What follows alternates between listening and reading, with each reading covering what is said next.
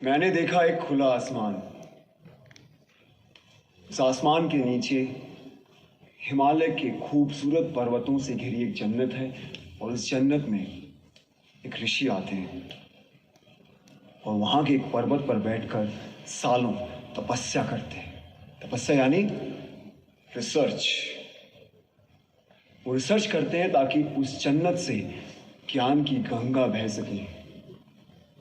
उन ऋषि का नाम था ऋषि कश्यप और उन्हीं के नाम पर इस जन्नत का नाम रखा गया कश्मीर।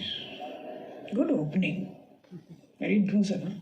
फिर मैंने देखा शंकराचार्य केरला से पैदल चलते हुए कश्मीर पहुंचे। केरला से कश्मीर जी। उनके पास कोई पुष्पक विमान नहीं था, सो ही लिटरली वॉक्ड। और उन्होंने हिमालय की गोद में बैठकर सालों रिसर्च किया, क्योंकि फिलॉसफी पे वो जो रिसर्च कर रहे थे वो सिर्फ जन्नत में संभव थे, यानी कश्मीर में। जैसे हमारे यहां से best researchers, scientist, students higher education के लिए फॉरेन जाते हैं, उसी तरीके से भारत के कोने कोने से best of the minds Kashmir पहुंचे और अपने अपने स्पेशलाइजेशंस के पंडित बन गए। पंडित लाइक का पीएचडी। मैंने देखा अभिनव गुप्त और उत्पल देव फिलॉसफी पर रिसर्च कर रहे हैं, लोगाक्षी एस्ट्रोनॉमी पर। He was the first astronomer in the world. Charak और वाघभट्ट आयुर्वेद पर, Sushrut medical science, Panini grammar, Vateshwar trigonometry, Suyya hydraulic engineering, Jain Bhatt law, Kalidas और Rudrat Sanskrit literature, Bhama aesthetics, Sharangdev musicology, Vasugupt और Somanand Advaita, Kalhan history, Vishnu Sharma moral science, Panchatantra उन्होंने ही लिखा। मैंने देखा राजा ललितादित्य के शौर्य और पराक्रम को, मैंने सुना ललेश्वरी के वाक को। ये जो हम फिल्में, टीवी, थिएटर, वेब सीरीज, यानी जो कुछ भी हम नेटफ्लिक्स पे देखते हैं, ड्रामा, इस ड्रामा की साइंस यानी नाट्य शास्त्र, जिसे 5वां वेद भी कहा गया है, उसे भरत मुनि ने कश्मीर में ही लिखा। मैंने देखा धीरे धीरे इन हजारों लाखों पंडितों ने कश्मीर को असली जन्नत बना दिया। Kashmir became the seal of quality. इसीलिए ग्रीक्स ने कहा था Kashmir is the cradle of civilisation. Kashmir first millennial की सिलिकॉन वैली थी। ये सब mythology, it's all a lie. Bingo. Don't worry, I think this is all a build-up. ये झूठ है और मुझे भी लगता है, क्योंकि हमें तो किसी स्कूल में, कॉलेज में या फिर मेन स्ट्रीम हिस्ट्री की बुक में ये सब नहीं पढ़ाया गया। क्यों मैम? ये झूठ है ना, तभी तो नहीं पढ़ाया होगा। लेकिन अगर ये झूठ है तो फिर बुद्धिस्ट कश्मीर क्यों है? नागसेन और रवि गुप्त क्यों है? वो इसलिए आए क्योंकि Kashmir was the centre of knowledge. ये इन्फो वॉर, नॉलेज का वॉर आज का नहीं है, सदियों से चला आ रहा है। अगर ये झूठ होता तो 1300 में इस्लामिक टायरेंट्स कभी भी कश्मीर में इन्वेड नहीं करते। उन्होंने इसलिए इन्वेड किया क्योंकि उनको पता था कि Kashmir was the world centre of knowledge, और जिसका नॉलेज पे कब्जा वो पूरे वर्ल्ड पे रूल कर सकता था। लेकिन एक प्रॉब्लम था, अब जमीन पे कब्जा कर सकते हो, लेकिन ऐसे इवॉल्व पंडितों के, आई मीन स्कॉलर्स के फ्री माइंड पे कैसे कब्जा करोगे? तो फिर शुरू हुआ एक नया सिलसिला। तलवारों और बंदूकों के जोर पर इन पंडितों को कन्वर्ट करने के लिए भेजे गए इन टायरेंट्स के सोल्जर्स, जो उन्हें जबरदस्ती कन्वर्ट करने लगे, और जो नहीं मानता था उन्हें पैर के तले रौंद दिया जाता था। और ये लोग वो थे जो खुद परसिक्यूट होकर कश्मीर आए थे और कश्मीरियों ने इन्हें पनाह दी थी। What kind of rubbish is this? ये रबिश नहीं, बल्कि एग्जैक्ट डिस्क्रिप्शन है शमसुद्दीन मोहम्मद इराकी की बायोग्राफी तोहफतुल अहबाब में। जानते हो इराकी कौन था? हाँ? नहीं? इंडिया की टॉप मोस्ट यूनिवर्सिटी में पढ़ रहे हो, लेकिन इराकी के बारे में नहीं पता। कैसे पता होगा? किसी ने पढ़ाया ही नहीं। हम सब हिटलर के बारे में जरूर जानते हैं, इराकी हिटलर से कई हजार गुना कूका एक इस्लामिक टायरेंट था, जिसका मकसद था सिर्फ और सिर्फ काफिरों के मंदिरों और बुतों को नष्ट करना, उनके ट्रेडिशन रिचुअल्स को नस्ते नाबूद कर देना, पंडितों की इनोवेशंस को खत्म कर देना।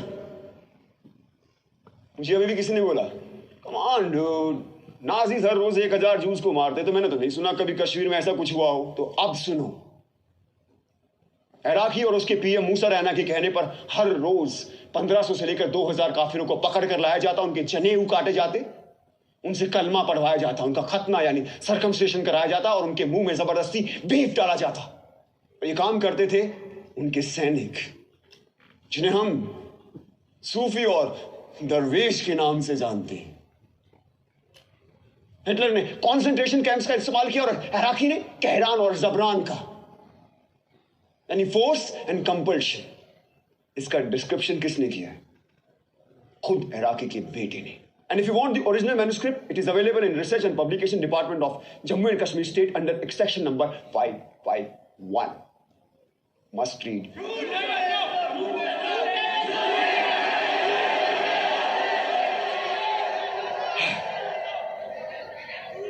कश्मीर का सच इतना सच है कि हमें हमेशा झूठ ही लगता है। इस इंडिपेंडेंट इंडिया में, इस डेमोक्रेटिक इंडिया में, इस सेक्युलर इंडिया में उन्हें एक बार फिर तलवारों और बंदूकों के जोर पर मार काट के निकाला गया। गलत चले,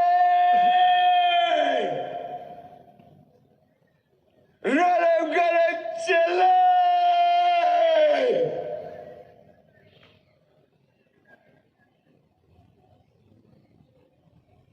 इसका मतलब जानते हो क्या होता है? रलिव मतलब कन्वर्ट, सलिव मतलब रन, गलिव मतलब डाई। अपना धर्म बदलो, भागो क्या मर जाओ।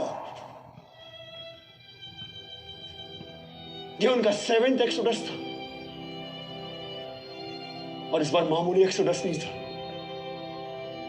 इस बार था जेनोसाइड। और कहानी यही खत्म नहीं हुई। उन लोगों का एक बार फिर जेनोसाइड हुआ, जो ना इराकी ने किया, ना टेररिस्ट ने किया, और ना स्टेट ने। जो किया हमने और आपने आप सबने, जब हमने उन्हें अपने दिल और दिमाग दोनों से निकाल दिया। और ये था रियल जेनोसाइड। ये सब झूठ है। There was no real genocide. We don't want your fake propaganda. Listen Krishna, जो तुमने देखा वो बताओ, ज्ञान मत पेलो। जो हमने पढ़ा नहीं वो हिस्ट्री नहीं, जो हमने देखा नहीं वो हुआ नहीं, तो कश्मीर में जेनोसाइड हुआ ही नहीं। और कोई सच बोले तो ज्ञान मत पेलो। Now he'll prove his own hypothesis wrong. I don't bet on ordinary horses. अरे जिस नॉलेज के लिए कश्मीर क्रेडल ऑफ सिविलाइजेशन कहलाता था, कभी हमने उसे नेशनल हेरिटेज की तरह समझा ही नहीं। और आज ये भारत का नॉलेज सेंटर एक्सटिंक्ट होता जा रहा है, हमें उसकी खबर भी नहीं। से शेम शेम शेम। हमने मरने वाले को क्यों बांट दिया? क्यों मरने वाले सिर्फ कश्मीरी थे, ना कि भारतीय? 1990 में सिर्फ कश्मीरी हिंदुओं को नहीं मारा गया, बल्कि तमाम मॉडरेट मुस्लिमों को भी मार दिया। यही नहीं, सिख, बुद्धिस्ट, क्रिश्चियन, डोगरा, गुज्जर, दलित, जिसने भी टेररिज्म के खिलाफ आवाज उठाई उन्हें मार दिया गया। यहां तक कि अरे यार, कश्मीर की सोल तक को मार दिया गया। थिएटर, आर्ट, म्यूजिक, लिटरेचर सब बंद कर दिए गए। 1996 में एक सिनेमा हॉल खुला तो वहां गोलियां चला दी, पीपल डाइड। कितने टेम्पल्स को तोड़ा गया, उनको आग लगाई गई।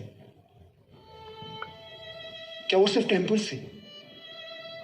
क्या वो सिर्फ बुतों का घर थे? क्या वो भारत का फाइनेस्ट आर्किटेक्चर नहीं थे? क्या वो भारत के महान इतिहास का प्रतीक नहीं थे? क्या वो भारत का स्पिरिचुअल सेंटर नहीं थे? Indian architecture, Indian heritage centre, Indian spiritual centres को डिस्ट्रॉय कर देना क्या कल्चरल जेनोसाइड नहीं है? Stop this rhetoric. Talk facts or shut up. बोलने दो उसे। मैं सुनना चाहता हूँ। मैं भी। बोलो कृष्णा। बोलो कृष्णा।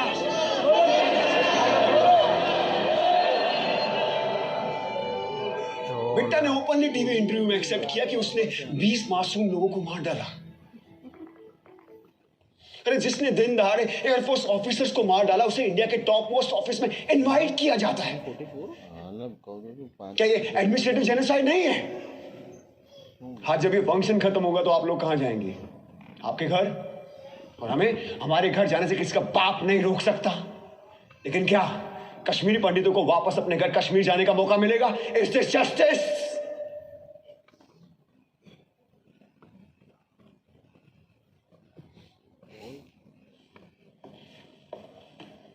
मैं तो एक स्टूडेंट हूं, सो कॉल्ड भारत का यूथ, द फ्यूचर।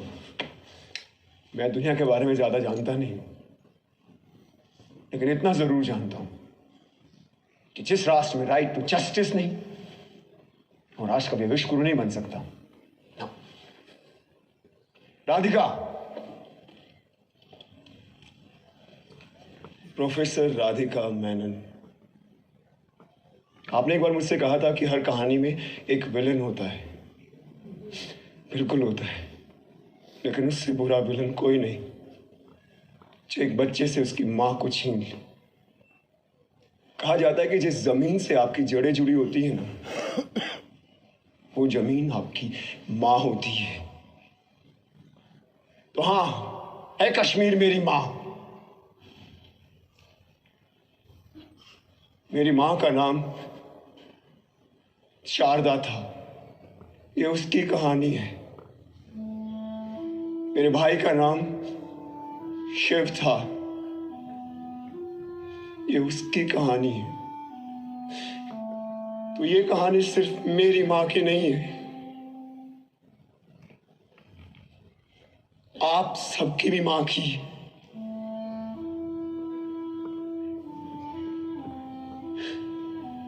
तो आइए हम वो देखते हैं जो मैंने आज से पहले कभी नहीं देखा।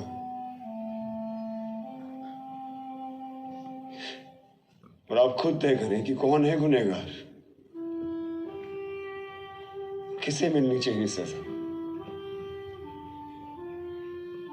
और अंत में अपने दिल पर हाथ रखकर तय करें कि आप कैसे करेंगे इसका प्रायश्चित, और क्या है आपका ह्यूमैनिज्म।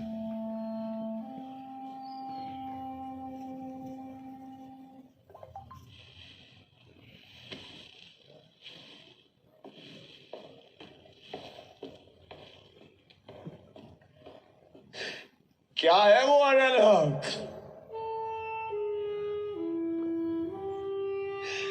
क्या है वो लोहे गजल?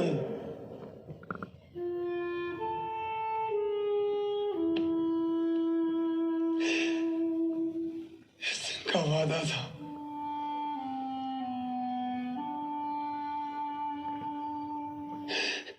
हम सब देखेंगे।